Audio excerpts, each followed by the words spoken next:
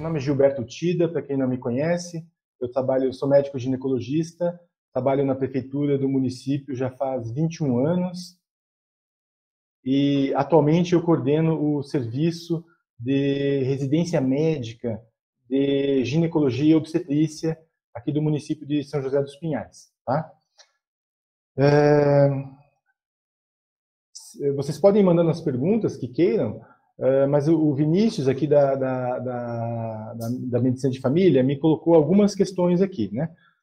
A primeira pergunta que foi mandada no e-mail foi: qual é a abordagem inicial do sangramento uterino anormal, quando se preocupar, se é necessário solicitar exames e quais são as possibilidades terapêuticas.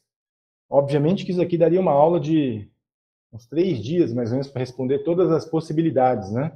Mas eu acho assim, em relação ao sangramento uterino anormal, o primeiro exame que a gente pede, depois de confirmar que esse sangramento uterino ele realmente é anormal, a gente pede basicamente 2 exames.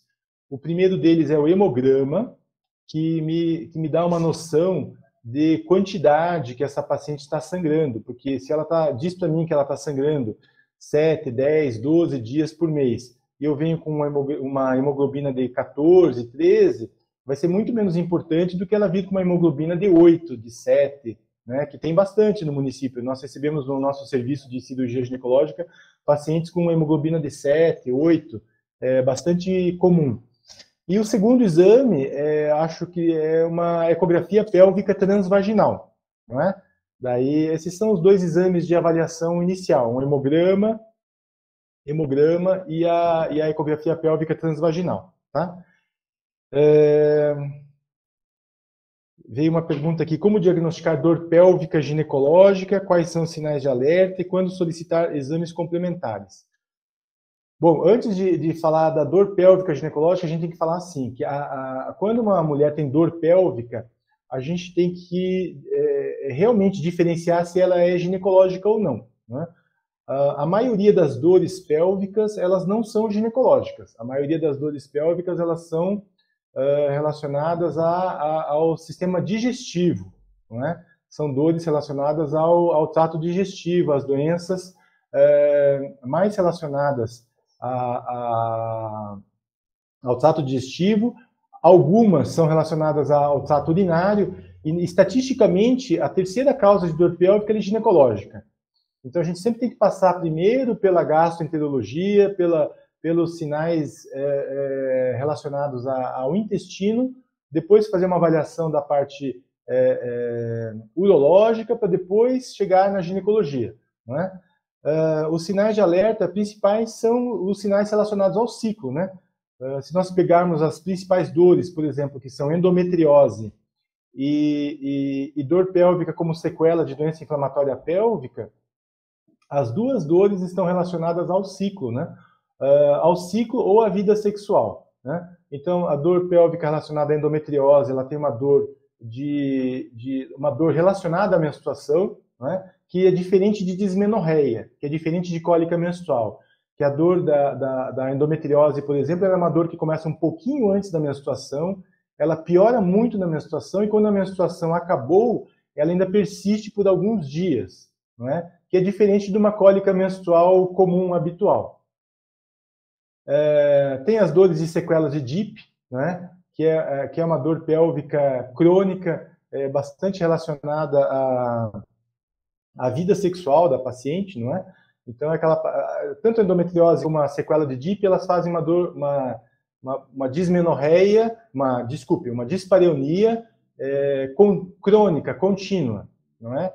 Se a paciente falar para mim que em 60% das vezes ela tem dor na relação, em 40% ela não tem dor nenhuma, ela tem uma relação sexual totalmente sem dor, eu não vou pensar muito em endometriose, não é? Porque a endometriose ela faria uma dor, como ela é uma doença orgânica, ela faria dor em todas as relações, sem exceção. Não sei se eu estou falando muito, se vai dar tempo de falar tudo. Como tratar corrimento vaginal? Bom, a primeira coisa para falar do corrimento vaginal, eu acho que a gente trata sempre a pessoa, né? Trata a queixa que vem. A gente não trata o preventivo, né? Não trata a cândida que aparece no preventivo, a gente não trata a vaginose que aparece no preventivo. Então, a gente não trata o preventivo. A gente trata a paciente que vem assintomática, com uma cândida que aparece no preventivo, ela não recebe antifúngico. A paciente que vem com preventivo, que não tem cândida, mas que vem com coceira, com ardência, com sinais de fissura, com dispareunia de introito, essa paciente precisa receber antifúngico porque ela está com sintoma. Não é? A mesma coisa a paciente que está com vaginose. Aparece uma vaginose para mim no preventivo, eu não trato a vaginose do preventivo. Se ela diz para mim que ela não tem corrimento, que ela não tem cheiros, que ela não tem odor vulvovaginal pós-relação, pós-menstruação, a gente também não vai tratar. A gente só trata a paciente que vem com a queixa do corrimento em si. Então, a anamnese, o exame físico para tratamento dos corrimentos, ela é fundamental, né? Não, a gente não vai tratar... Por exemplo, um exame que a gente jamais pede para os pacientes é cultura de secreção vaginal. É um exame que a gente não pede em nenhuma hipótese. Poucas vezes na medicina a gente diz nunca, né? Mas eu diria que nunca a gente vai pedir uma cultura de secreção vaginal para fazer qualquer tipo de tratamento de corrimento. Então, o tratamento ele é baseado na anamnese, no exame físico e voltado especificamente para o que está incomodando a paciente. Temos uma outra pergunta aqui que é: quando encaminhar os casos de miomatose uterina? Então, é assim, ó. Os casos de miomatose uterina raramente serão encaminhados pelo médico da UBS. Por quê? Porque se a gente for ver a estatística, a gente vê assim que 30%, 40% de todas as mulheres do mundo, se fizerem ecografia, vão ter pequenos miomas. Então, se você for encaminhar todas as pacientes que têm miomas, que foram vistos em ecografias transvaginais ou ecografias abdominais, ou qualquer outro exame de imagem, você vai encaminhar no mínimo 30% das pacientes que você atender que fizeram uma ecografia. Então, vocês encaminham as pacientes da seguinte situação. Primeiro, a paciente que tem mioma submucoso sangrante, né? Então, o mioma submucoso ele é o menos frequente, o mais frequente é o subseroso, depois o intramural, e o menos frequente é o submucoso. Mas o submucoso ele é um mioma que sangra bastante e que ele é o mais resistente aos tratamentos com medicamentos.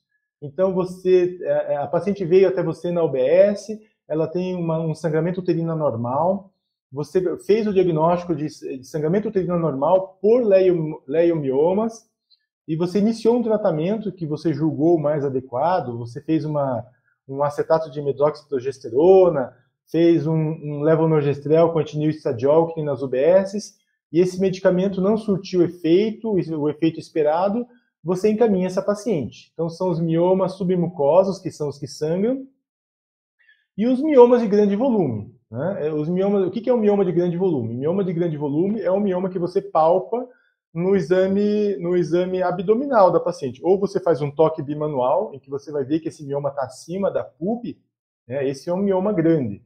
Né? Um útero palpável ali, isso é grande.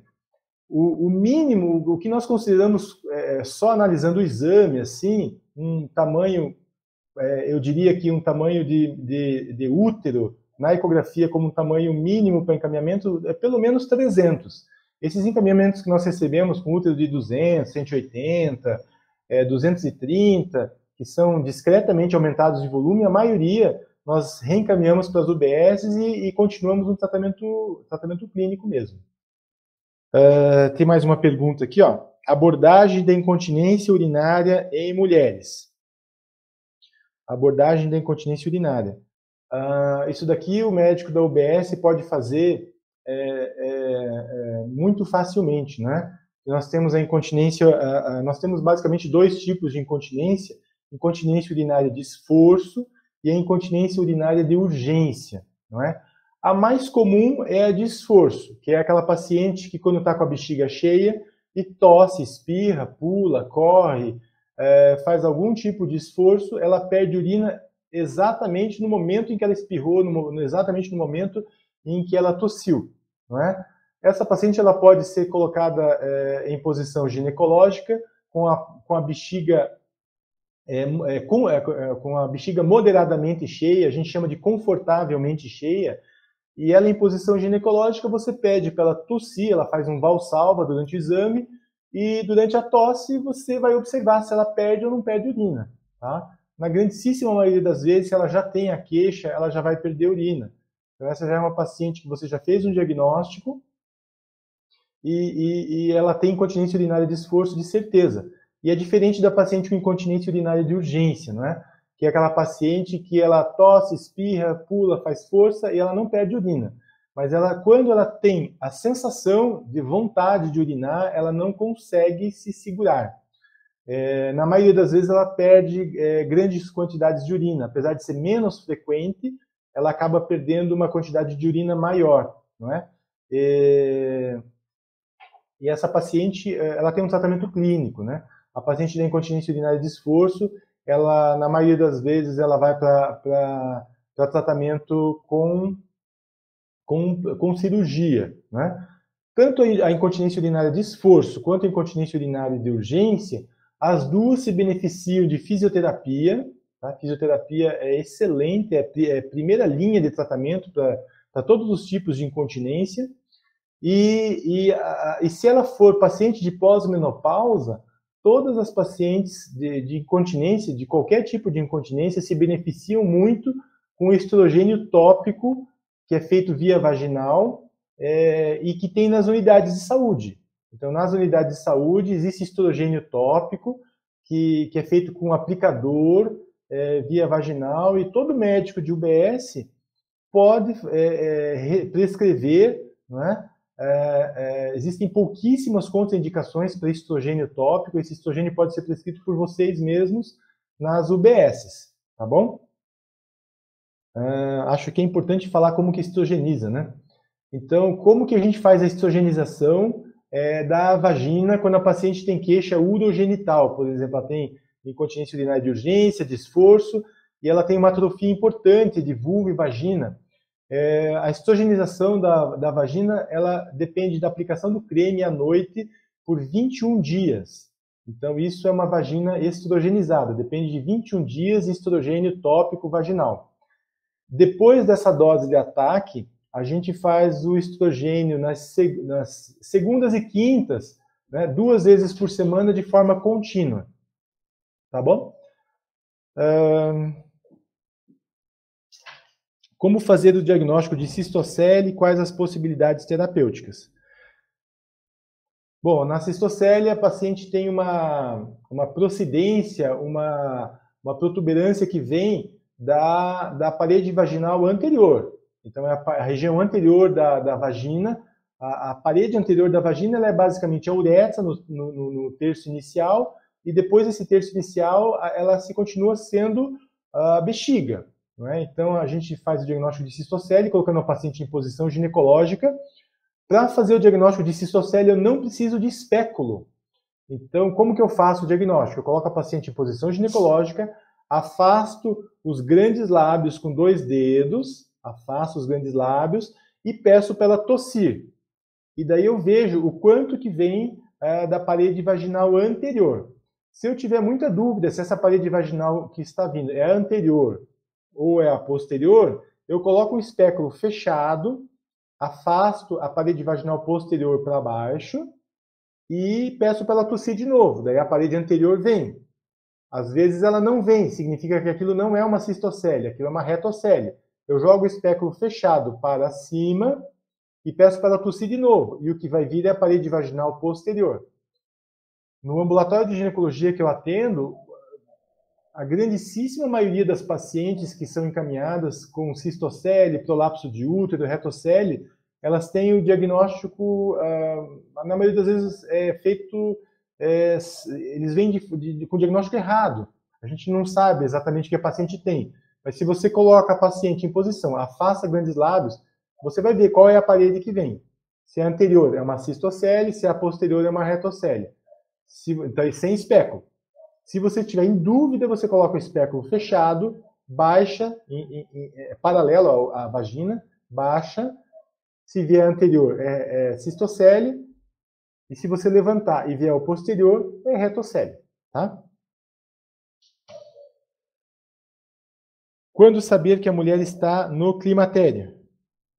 Quais as possibilidades terapêuticas dos sintomas relacionados e quando fazer tratamento medicamentoso hormonal? É bastante pergunta. Quando saber que a mulher está no climatério?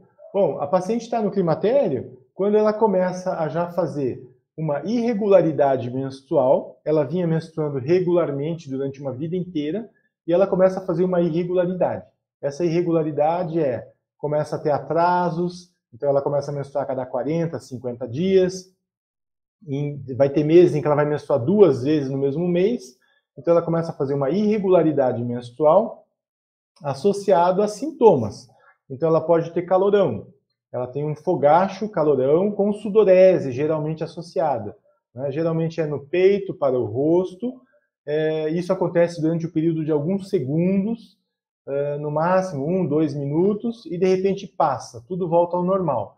E ela faz essas ondas, esse calor, esses calorões em episódios. Ela tem durante o dia e muito, muito durante a noite e durante a madrugada. Essa paciente, geralmente, ela não dorme mais a noite toda, porque ela acorda, muitas vezes, com um calor intenso. Esse é o que mais incomoda as pacientes, né? Porque todas as outras queixas são derivadas dos calores. Então, ela diz que ela não tem insônia, mas a insônia dela é por causa do calorão. Ela fica muito mal-humorada, ou esse mau humor também está relacionado um pouquinho à baixa dos hormônios, mas o mau humor também está muito relacionado a ela não dormir bem, não é? E ela, durante o dia, ter que ficar, se ela trabalha num banco, por exemplo, se ela trabalha num local onde ela trabalha maquiada, aquela maquiagem escorre toda, ela tem que refazer a maquiagem muitas vezes durante o dia, não é? Se ela trabalha com público, com pessoas, ela tem que ficar saindo toda hora, porque... E o calorão, ele piora muito, quando a gente faz a anamnese das pacientes, o calorão piora muito com as situações de estresse. Então, às vezes ela está tranquila em casa, sentadinha, bem de boa, tranquila, ela quase que não tem calorões. Ela entra em situações de estresse, ela vai estar lá no trabalho, está trabalhando numa linha de produção, lá da Audi, da Renault, em que ela ela fica muito agitada, ela começa a ter mais calorões, não é? E a gente precisa tratar os calorões, né? O tratamento é feito basicamente com 1 miligrama de estradiol para as pacientes que não possuem útero e 1 miligrama de estradiol mais um progestágeno para as pacientes que possuem útero. Tá? Existem pacientes existem basicamente três motivos para você tratar com medicamentos os pacientes que estão no climatério, tá? São as pacientes sintomáticas de fogacho, são as pacientes que têm alto risco para osteoporose futura e são as pacientes que têm queixas de atrofia urogenital, tá? Então, a atrofia urogenital é uma queixa que você trata que você vai tratar com estrogênio tópico, né? Essa paciente tem que ser tratada. O que é atrofia urogenital? É aquela vagina que ela faz uma diminuição de calibre, ela faz as queixas relacionadas à atrofia, polaciúria, nictúria, dor na relacionada à atrofia. Então, essa paciente vai receber estrogênio tópico, naquele esquema que nós falamos, 21 dias de estrogênio à noite. Depois de passado esses 21 dias de estrogênio à noite, faz estrogênio 2 vezes por semana. É bem facinho.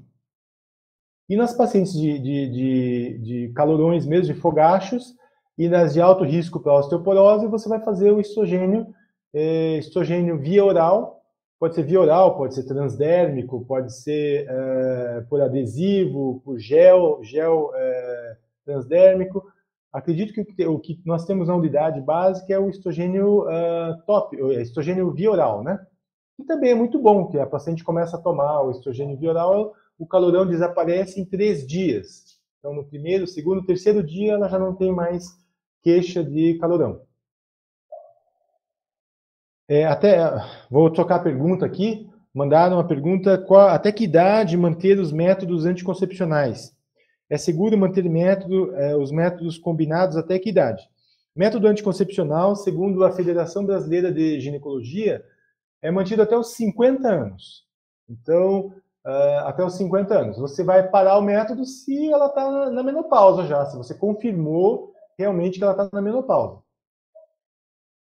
Como que a gente confirma se ela está na menopausa? Então, se você tem dúvidas, você leva o teu método até 50 anos. Ela pode tomar pílula até 50 anos? Com certeza absoluta, tá? Então não existe dúvida. Você percebe que ela tem a mãe, as irmãs, todas menopausaram tarde. Ela é uma paciente que ela não tem nenhum sinal de que ela vai parar de menstruar tão cedo, você mantém até 50 anos, tá bom? Essa é a regra, tá? Se você tem alguma dúvida de que ela entrou na menopausa antes dos 50, por exemplo, ela acha que ela está tomando pílula, no intervalo da pílula ela começa a fazer calorões, começa a fazer fogachos nos intervalos, ou está usando DIU, DIU é mais fácil, né? Porque DIU ela vai parar de menstruar, depois de um ano sem menstruar você vai tirar esse DIU, né? Um ano que é o critério de menopausa. Se ela está usando pílula e você está na dúvida, ela gostaria de parar a pílula e está tendo calorões nos intervalos, você pode pedir 2 FSHs com intervalo de 30 dias. 2 FSHs com intervalo de 30 dias. Se esses 2 FSHs vierem acima de 40, ela já está na menopausa, né?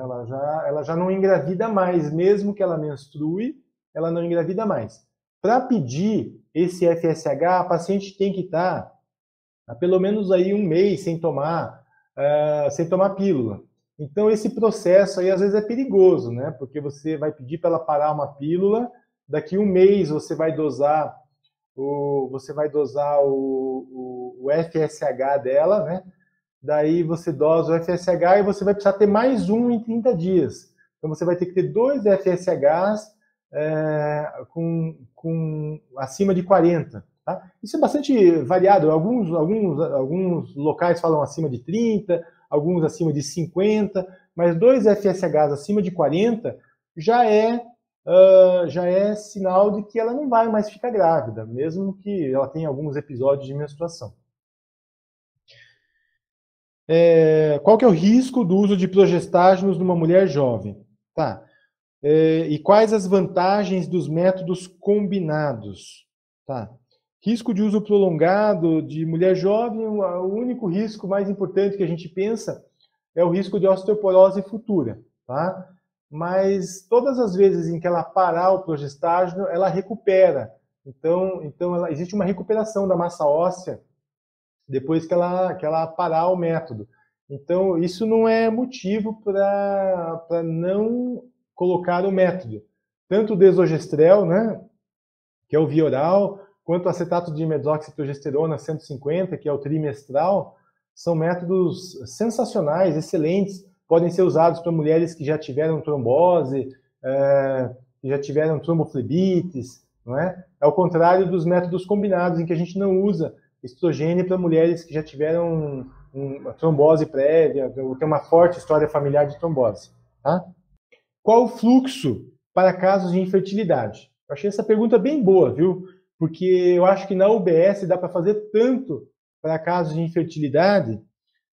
Se a gente for pensar que um casal infértil, né, um casal infértil, o que é um casal infértil? Casal infértil é aquele casal que durante 12 meses teve vida sexual ativa e não usou nenhum método anticoncepcional e não estão grávidos. Então, se eles cumprem critério de 12 meses de vida sexual, não estão grávidos ainda, não usaram nenhum método, e já está. O diagnóstico é esse mesmo, ele é clínico, ele não depende de nenhum exame. Isso é casal infértil. 50% desses casais, o fator mais importante é o fator masculino, e 50% é o fator feminino. Então, daria para dizer que se você pedir um espermograma, o exame número 1 é o espermograma. Então, eu, na minha prática de consultório, de atendimento de pacientes do SUS, eu peço o primeiro espermograma.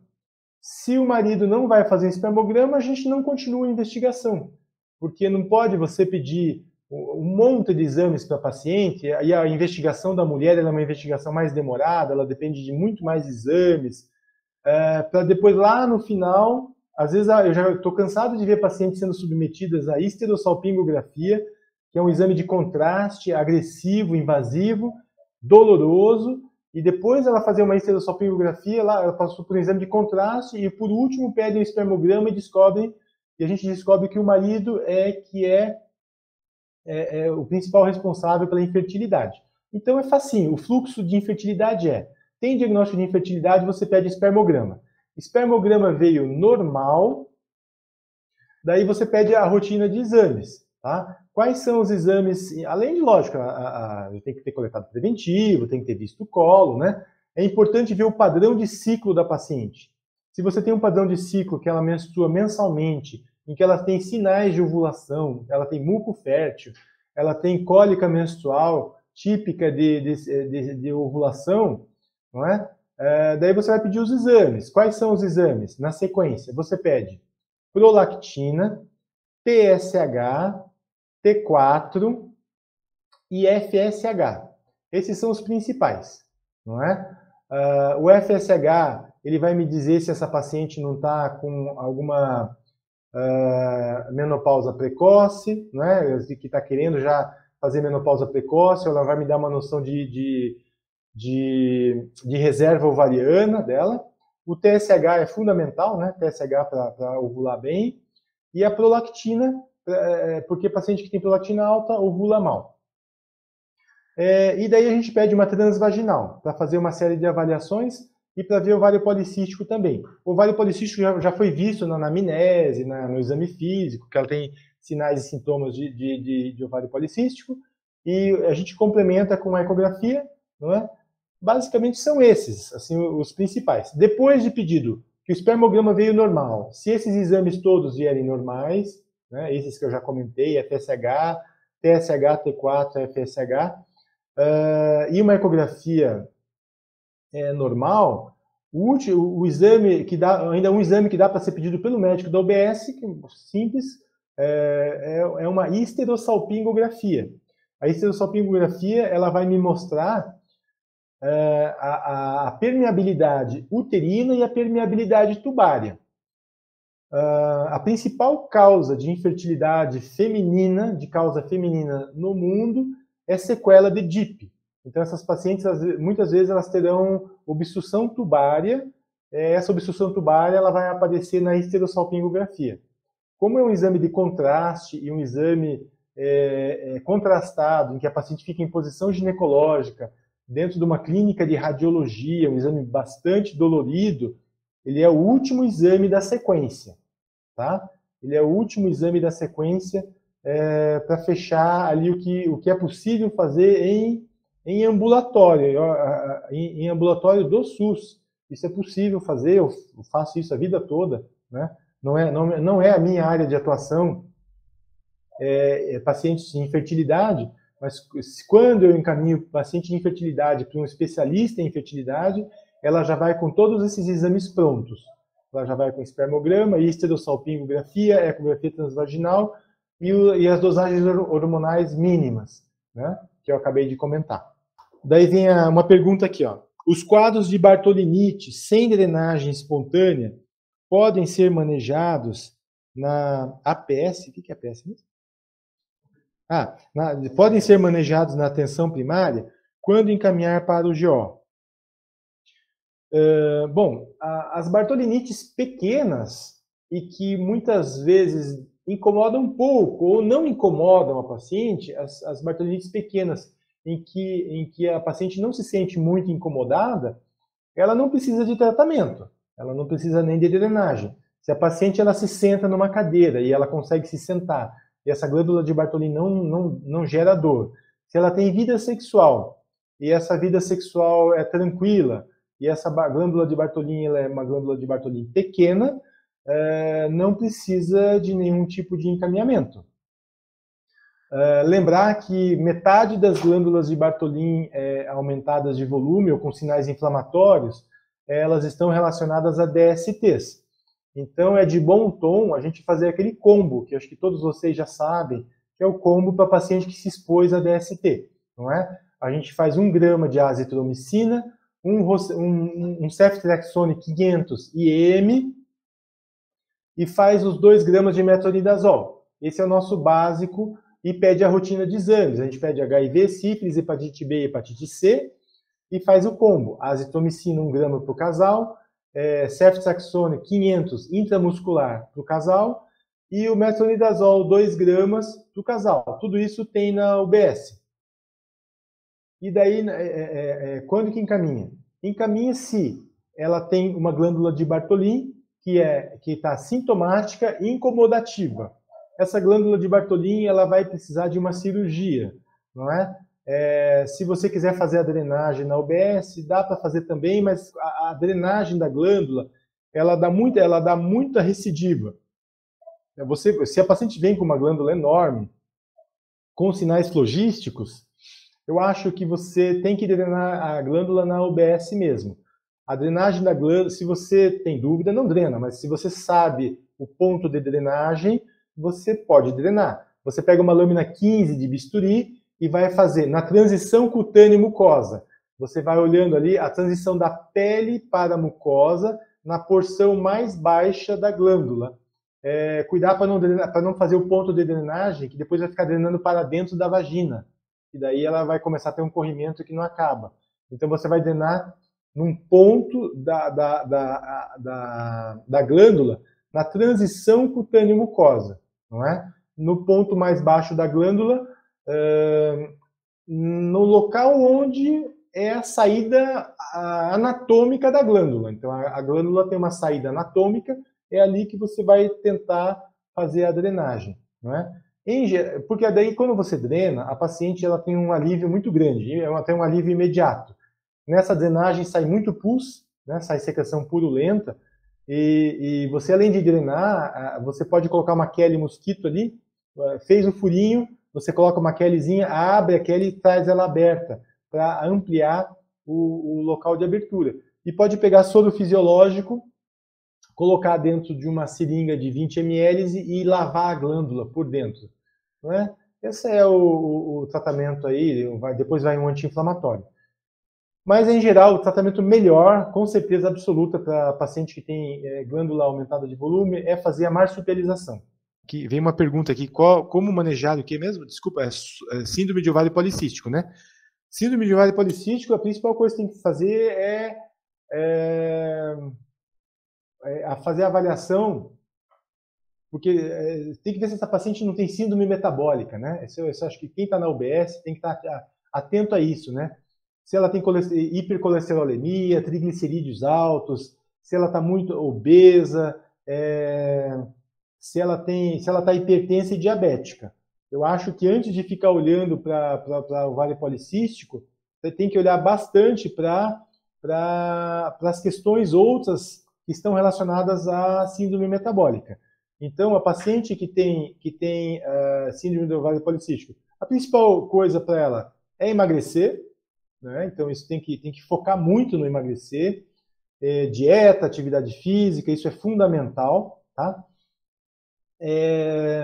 Tem que focar depois, avisar para ela que assim que ela emagreça, o ciclo geralmente volta, ele melhora bastante, tá? Ver se ela tem indicação de fazer metformina, não é? Se ela já tem uma indicação, se ela já não tem um pré-diabetes, se ela já não tem aquelas glicoses limítrofes lá entre 100 e 125, não é? Se ela já não tem uma hemoglobina glicada ali entre 5 e 7, 6,5, se ela já não tem indicação de começar a fazer metformina, além de emagrecer, metformina, atividade física, basicamente são esses, assim, acho que os principais, né? Porque ficar fazendo ecografia, acho uma besteira, porque ela já tem ovário policístico, ela já tem clínica, né? E daí fica aparecendo cistos nos ovários, que a coisa menos importante que ela tem são os policistos, né? Então, Se você quiser que os policistos desapareçam, é só fazer uma pílula que os policistos desaparecem. Mas ela não vai deixar de ter ovário policístico por causa disso, né? Ela vai continuar sendo uma paciente de alto risco metabólico, de ser hipertensa, diabética. Se não é agora, ela tem um alto risco para o futuro, tá? Então é aquela paciente que hoje está com 30, mas que quando ela tiver 50, ela tem um alto risco de ser, ela tem um risco muito maior do que a população em geral de ser diabética e hipertensa. Se já é obesa agora, vai ser muito mais obesa no futuro. Então tem que colocar estilo de vida, dieta, metformina se for necessário, basicamente esses. Tá? Veio uma pergunta aqui se há evidências para tratamento de corrimento vaginal com lactobacilos. Está bem na moda isso agora, mas não tem evidência nenhuma disso, tá bom? Essa de ficar fazendo lactobacilo intravaginal. Então, esse tratamento, parece que existe uma melhora da saúde em geral com os tratamentos com esses simbióticos via oral, melhora a flora intestinal, existe uma melhora de uma série de outras doenças associadas, mas para a ginecologia, ficar colocando lactobacilo dentro da vagina como tratamento de algum tipo de corrimento,